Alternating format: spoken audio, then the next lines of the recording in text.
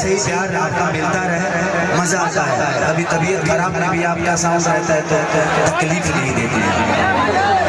आई एगो माई के दरबार में एगो दूगो भजन वगैरह जानते बड़े की खेसरिया गा गई। हमारी यूट्यूब वाले भाई बहुत सारे यहाँ पे हैं। प्रॉब्लम जानते हैं क्या है कि जब हम भजन गाते हैं तो कोई सुनता नहीं है, और जब लोग गीत गाते हैं तो लोग कहते हैं कि खेसरिया से कर दिया। बाबू बॉक्स का तार मत रे बना रहा रे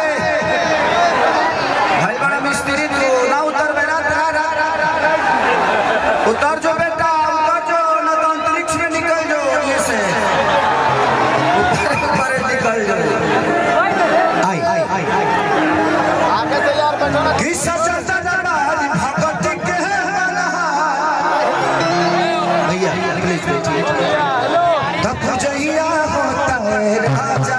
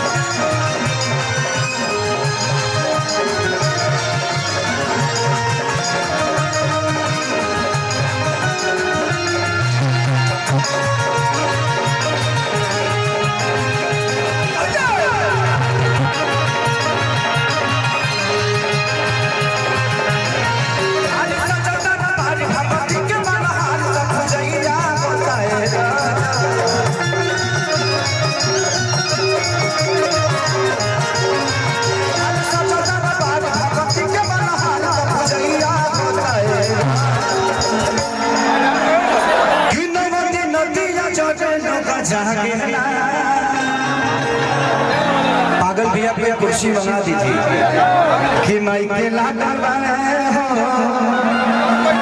चलिए गड्डी के हिसाब से 25,000 लगा था। झूठ बोल तारे से आदमी 25,000 देता ठीक लगा था। चले आपका प्यार है भैया, ये पैसा नहीं है। इतनी भैया के बारे में बोल। अच्छा, हमारे विधायक गोपाल मंडल जी जो कि क्षेत्रीय विधायक आप सबके, मैं चाहता हूं कि गोपाल भैया के लिए एक जोरदार ताली बजाइए ताकि आपके क्षेत्र के विकास ऐसे ही करते रहे और ऐसे ही आपका प्यार इनको हमेशा आजीवन मिलता रहे। तो मानिए पागल भैया की तरफ से 51,000 रुपए का पुरस्कार, भगवान से प्रार्थना कि हर आधे घंटे पे 51,000 रुपया मुझे देते रहे, जब तक रहे कितना पैसे ले जाए। माल जितना तुम बालू के कमैले बढ़ाओ, सब गिट्टी वाला है ना सिटी में डाल दिया। कि नवती नदिया जागे लोग जागेला, माइके लागल बारे, माइके लागल बारे, माइके लागल बारे, मियां बजुआ बनवे ना बजू।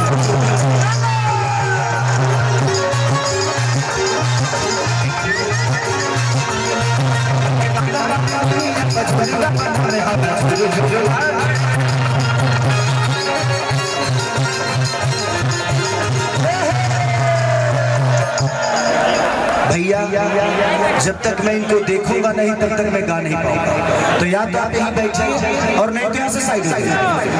मुझे ये इनका देखना बड़ा जरूरी है क्योंकि हमारा तालमेल नहीं मिल पाएगा, क्योंकि सबका अपना अपना मोमेंट होता है ना। वहीं बैठ जाइए, आप थोड़ा सा हट जाइए। आप लोग आइए भजन, तो भजन में भी तो नृत्य होता ही है। ज्यादा देर तक बच्चों को रोक नहीं सकते क्योंकि स्थिति बहुत अलग चल रही है। तमाई के लागल बाने नीमिया बचुल बनवे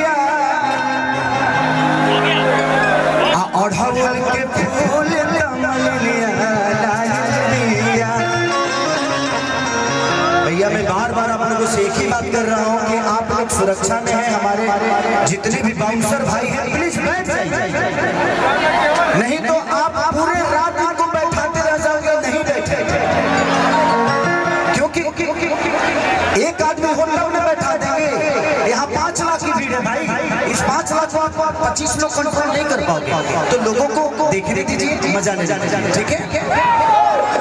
भुला लड़का भुला इधर ये नहीं हो रहे तेरी माई कहने आओ भाई, क्या नाम है? ओमपुरी, हाँ ओम कुमार भाई। ये कौन ऐसा आदमी है जब अपना फिल्म रिलीज करके छोड़ दिया है रोड पे? बेटा ये चिंता मत करते हैं, बड़ा सोम कुमार जिनकर काम हो जाए तरह अपने आप लेकर चलिए। ओम कुमार जी के पिताजी अगर इधर है तो प्लीज आप अपने ओम कुमार को ले जाएं, और नहीं तो आप ओमपुरी के चक्कर में पड़े हैं, अपनी घबरा जाना इधर कि कल साले आए बारी अरे जरूरत बात दिया और ढल के फूल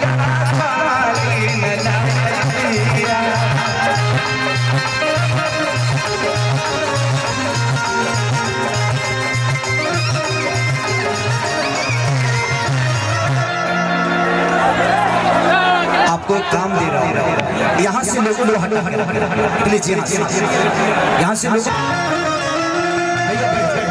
बैठ जाइए, बैठ के देखिए।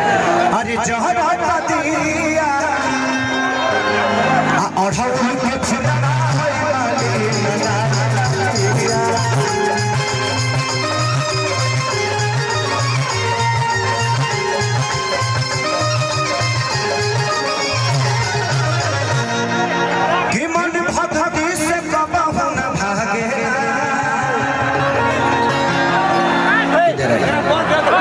क्या नाम है आपका? कोमल। अभी तक लेके को कोमल के झेला तनी सामने के ये गौरी कोमल शरीर आ गए तो माइके लागल बानी, माइके लागल बानी, माइके लागल बानी मिया पजोल का में है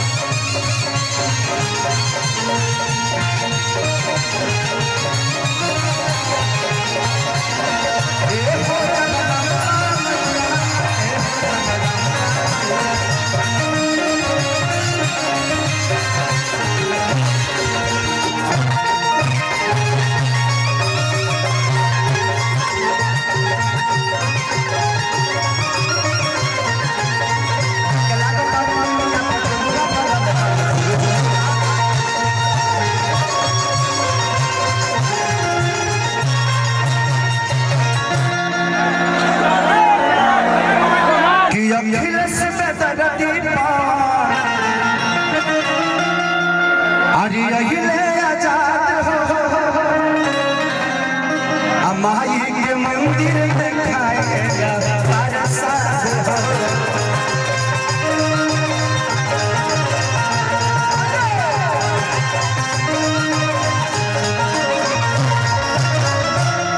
अखिलेश खेसारी